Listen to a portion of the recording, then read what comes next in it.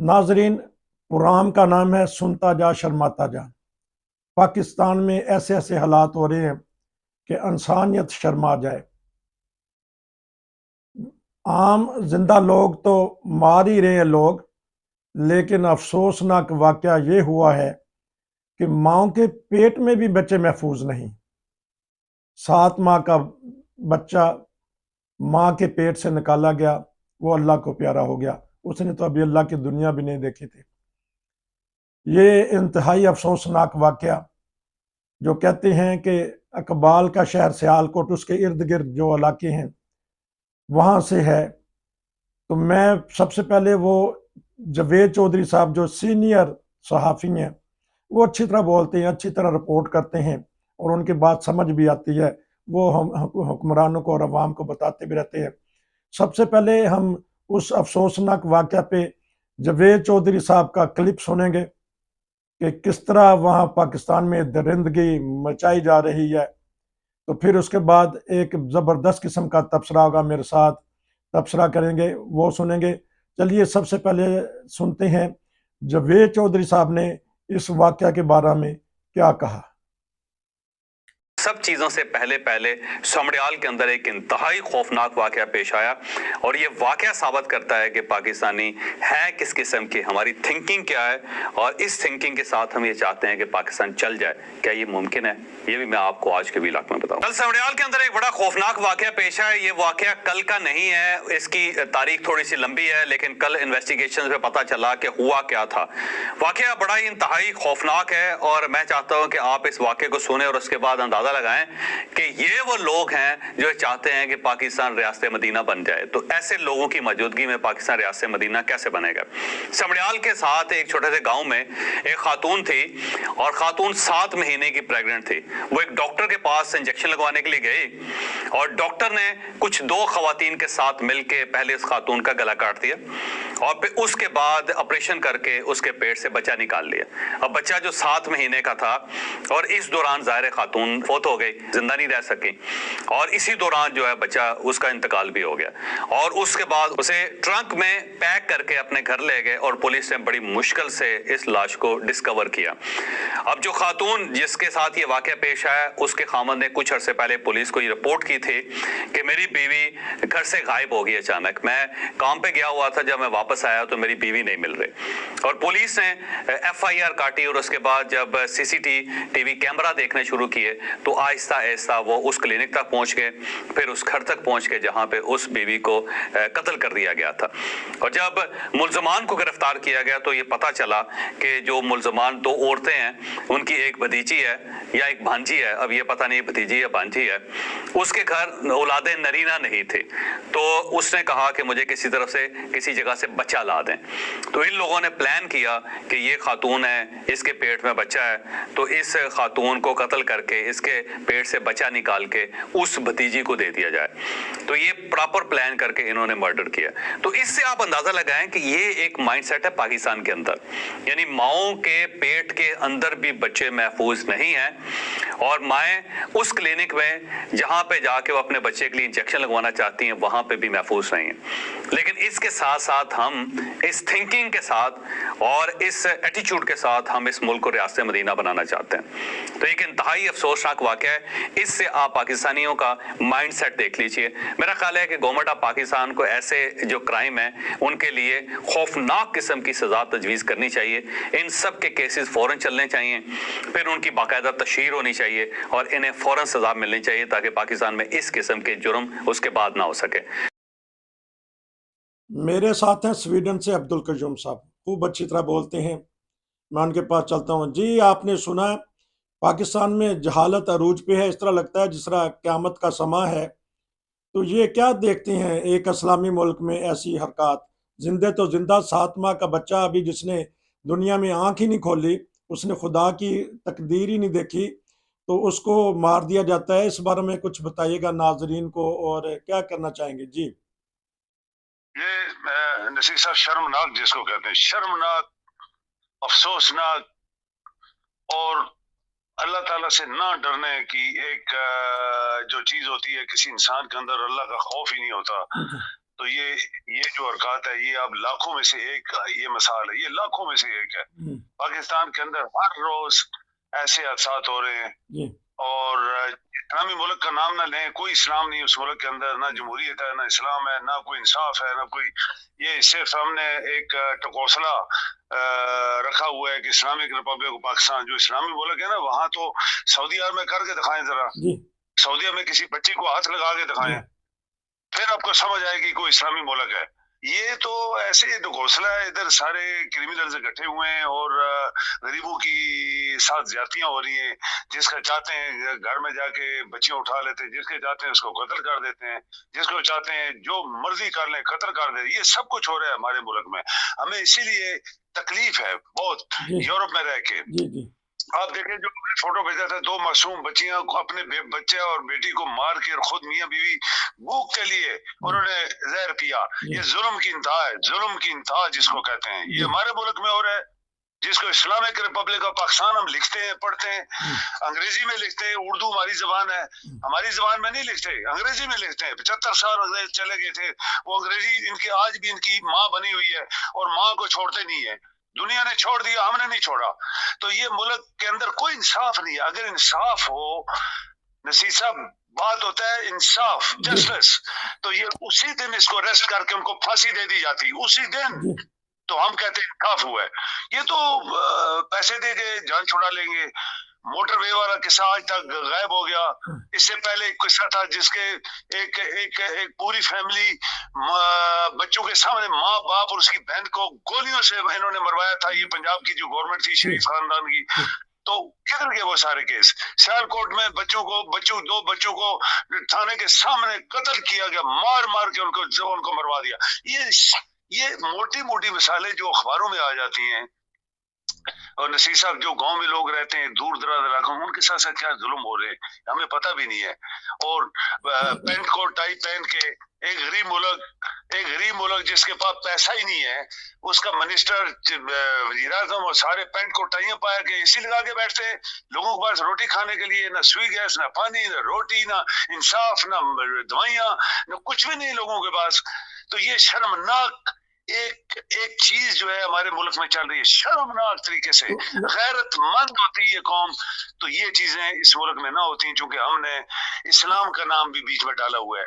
कोई इस्लाम शाम नहीं है, मैं मानता नहीं हूँ, यकीन करें, मैं कभी नहीं मानता हूँ कि पाकिस्तान एक इस्लामी स्टेट है। अच्छा, तो ये हमारे उलमा जो हैं, ये तौहीन मजहब का नारा लगा के किसी बस्ती को उजाड़ देते हैं, चर्च गिरा देते हैं, मस्जिद के मीनार गिरा देते हैं।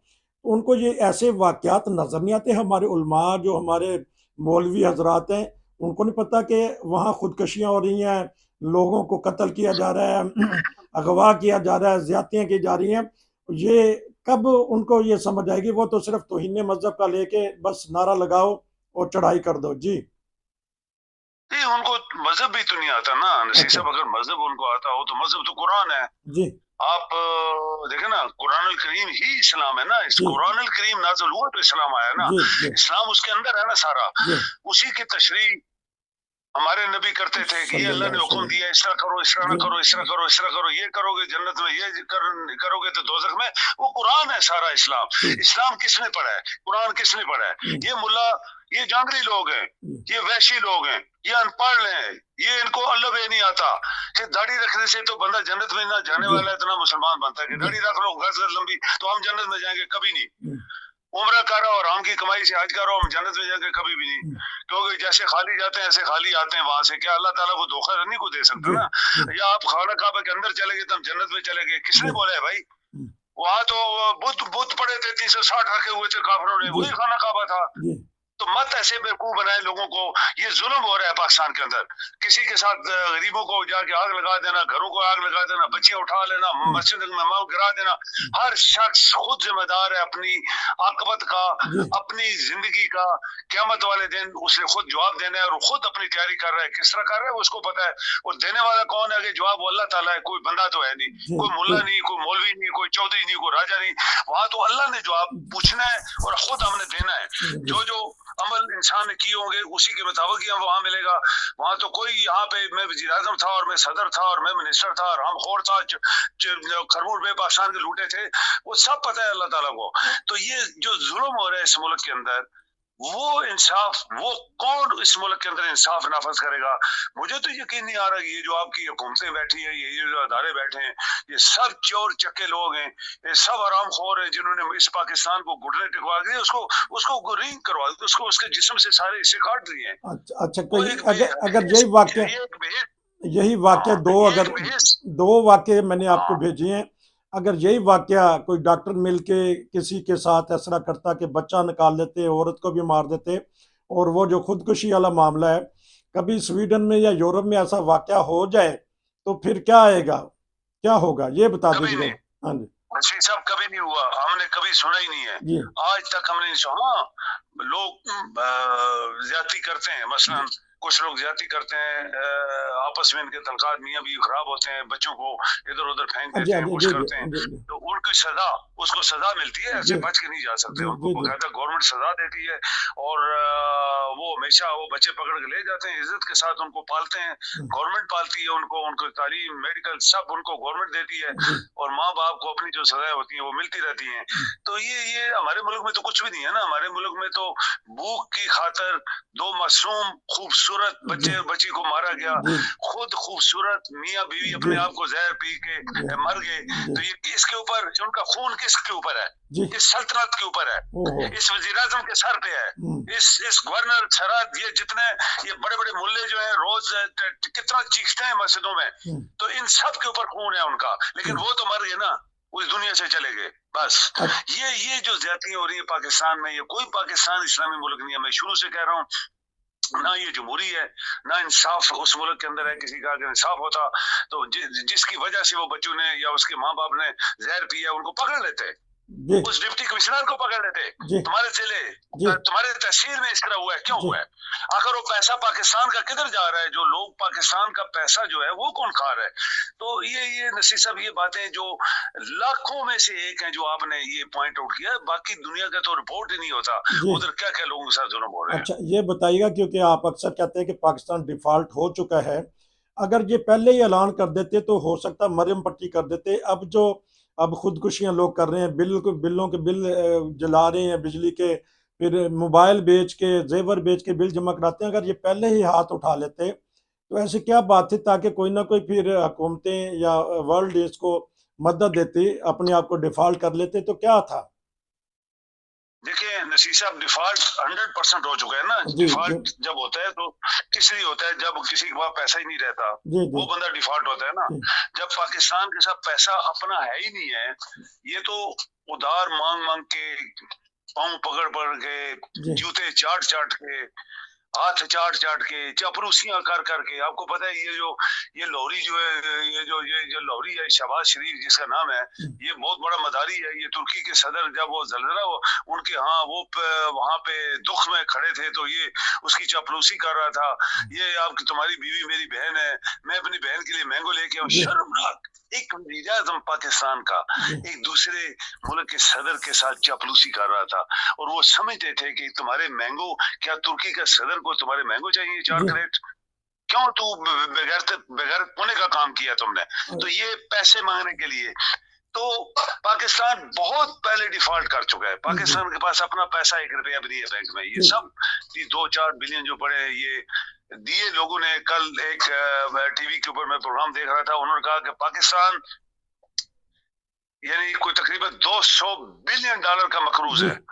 आप अंदाजा लगा लो, 200 बिलियन डॉलर का मकरूज है, जबकि इंडिया के पास सैकड़ों बिलियन डॉलर्स उनके रिजर्व बैंक में पड़े हुए हैं, जबकि बांग्लादेश में 86 बिलियन उनके बैंक में पड़े हुए हैं। यानी उनका अपना जाती पैसा। हम लोगों का अभी आप बैंक से पूछे तो बोलेंगे 3 बिलियन हमारे पास है, 6 बिलियन है मैक्सिमम, जो हमारे आपके सबके पैसे भी जमा है उधर। तो वो पैसा सऊदिया का है, कतर का है, या अबू धाबी का है, वो हमारा पैसा नहीं है। तो डिफॉल्ट तो हो गए ना हम।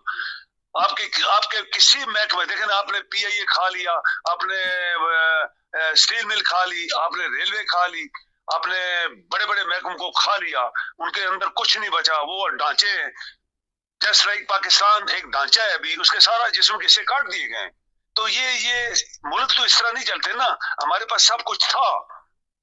आप देखें अयूब साहब के जमाने में पाकिस्तान की एयरलाइन, पाकिस्तान का वकार, पाकिस्तान की रेलवे, पाकिस्तान की हर चीज सुपर तरीके से जा रही थी। हम लोगों को उधार देते थे, पाकिस्तान ने भी लोगों को उधार दिया। जर्मनी के जो आपका मुल्क है वहां भी अयूब साहब ने उनको पैसा दिया था मदद के तौर पे, पाकिस्तान ने दिया था। आप हैरान होंगे। तो वो अच्छा पीरियड था एक, जब जानतदारी से सल्तनत के ऊपर लोग बैठे होते हैं, आराम नहीं खाते, तो पैसा तो बचता है ना। फिर जब आपके लीडर बोले कि हम चाय की पहली भी आराम की नहीं पियेंगे किसी सल्तनत से, तो वो पैसा बचाने के लिए बोला था ना उन्होंने। अभी इंडिया का वजीर आजम देखो, उसके कपड़े देखो, जूते देखो, और पेन वो मुंशियों की तरह जेब में लगा के रखता है। तो उसने पैसा बचाया ना अपने मुल्क के लिए, हमने क्या बचाया? अच्छा, अब आपने इंडिया की बात छेड़ ही दी, तो G20 कॉन्फ्रेंस हो रही है, दुनिया के 20 ममालिक में उसका नाम है। क्या महसूस करेगा पाकिस्तान, जो उसका हमसाया है, 10 मिलियन के करीब फौज है, 1 मिलियन के करीब फौज है, क्या सोचेगा पाकिस्तान इस्लामी मुल्क और एटमी मुल्क के उसका हमसाया एक बहुत बड़ी कॉन्फ्रेंस कर रहा है जिसमें सारी दुनिया के बादशाह आएंगे जी, बादशाह मतलब सरबराहान आएंगे जी। देखिए नसीर साहब, ये तो पाकिस्तान क्या महसूस करेगा? पाकिस्तान उनके सामने मुंह भी नहीं दिखा सकता। लोग चांद पे चले गए, हमारे दोनों हमसाए चांद के ऊपर चले गए, और हम जमीन के नीचे घुसे हुए हैं। जो जमीन की आखिरी जहाँ टाइटैनिक डूबा हुआ है, वहां उधर नीचे हम चले गए। तो पाकिस्तान किस तरह मुंह दिखा सकता है? हमारे पास पैसा ही नहीं है। हम तो हर करप्शन का एक ढेर है ये मुल्क, और गंदगी का ये ढेर है, क्रिमिनल्स क्राइम्स का ये ढेर है, ये हर चीज का ढेर बन चुका है पाकिस्तान, जो कि किसी जमाने में पाकिस्तान की इज्जत थी दुनिया की नजरों में। अमेरिका का सदर अयूब साहब को रिसीव करने के लिए आता है।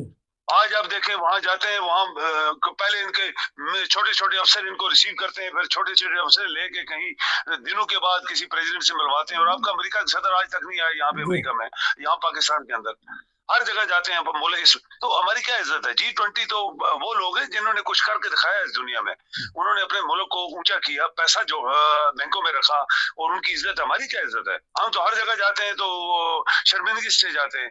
हमारा नाम सुनते हैं लोग, पासपोर्ट देखते हैं, ये जो सफेद रंग का पासपोर्ट हमने रखा हुआ है, क्या सफेद रंग के पासपोर्ट रखने में क्या ऊपर से आसमान से कोई पानी गिरता है, कोई सोना गिरता है, हीरे जवाहरात गिरते हैं? ये क्या बात है? सबज झंडा, सबज फला फला फला, इससे सब टकोसला है, टकोसला जिसको कहते हैं आप। तो पाकिस्तान को बनाने के लिए नसीर साहब, मैं आपके आखिरी बात करने वाला हूँ, जब तक इस मुल्क में आप बड़े बड़े लुटेरों को, चोरों को, डाकुओं को और बददियानत लोगों को नहीं पकड़ेंगे, और क्रिमिनल को, और उनकी जायदादें नहीं जब्त करेंगे, सारी जायदादें उनकी जब्त करेंगे, सारी जायदादें जब्त करके जब तक इनको फांसी नहीं देंगे, इनके खानदानों के ऊपर पाबंदी नहीं लगाएंगे। इस खानदान से कोई शख्स ना तो सियासतदान बन सकता है, ना पाकिस्तान के अंदर कोई नौकरी इसको मिल सकती है। तब पाकिस्तान आपका जमीन में जो भी कराल कर रहा है, जिसके अंदर सांस मसनूई है, उसके जिस्म के से काट दिए गए, शायद वो खड़ा हो जाए। वरना नसीर साहब, आप 75 क्या कई 75 साल भी आएंगे, पाकिस्तान नहीं तरक्की करेगा। बहुत शुक्रिया, आपने एक बड़ी जबरदस्त बात की है। नाजरीन, हमारे अब्दुल कयूम साहब कह रहे थे कि पाकिस्तान क्राइम का ढेर बन चुका है, गली मोहल्ले चुबारे हर जगह पे क्राइम ही हो रहे हैं। बहुत थोड़े क्राइम्स रिपोर्ट्स होते हैं, वरना नहीं तो वो जुर्म की आमाजगाह बन चुका है पाकिस्तान। मौलवी के हाथ भी बिक रहा है, क्रिमिनल के हाथ भी बिक रहा है, और करप्ट लोगों, सियासतदानों के हाथ भी बकाऊ माल बना हुआ है। काश के अब्दुल कयूम साहब ने जिस तरह कहा कि सज़ा बर वक्त मिले और मुहासबा हो तो पाकिस्तान तरक्की कर सकेगा। हमारे हुक्मरानों को चाहिए इस तरह के हुक्मरान आएँ जो पाकिस्तान को आगे लेके जाएं। आपका बहुत शुक्रिया, बड़े दर्द दिल के साथ आप तबसरा करते हैं पाकिस्तान की भलाई के लिए, अवाम की भलाई के लिए। नाजरीन, हमारा जो नया चैनल है रोशन वर्ल्ड इंटरनेशनल, इसको सब्सक्राइब करें और दूसरों को बताएं। कोई प्रोग्राम करना चाहते हैं तो हमारे से रब्ता करें। नसीर को इजाज़त दीजिए, आपका बहुत शुक्रिया जी, अस्सलाम वालेकुम जी, थैंक यू।